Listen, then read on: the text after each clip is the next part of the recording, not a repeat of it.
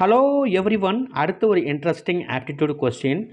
Ages related problem. The sum of the ages of A and B is 38 years. Their difference is 8 years. What are the ages of A and B? ஆக்சுவலாக இது என்ன பண்ணுவோம், pen and paper எடுத்து நம்ம என்ன பண்ணுவோம், A + B = 38, A - B = 8 years.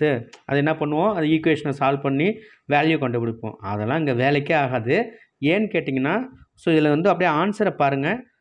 First answer 56, 50 இருக்குது, 16, 44. ஆனால் ரெண்டு பேரோட ஏஜ் டிஃப்ரென்ஸ் நமக்கு என்ன கொடுத்துருக்காங்க, 8 years. அப்போ ஃபஸ்ட்டு வருமா, வராது. செகண்டும் வராது, ஏன்னா 44, 16க்கும் டிஃப்ரென்ஸ் தெரியும் உங்களுக்கு.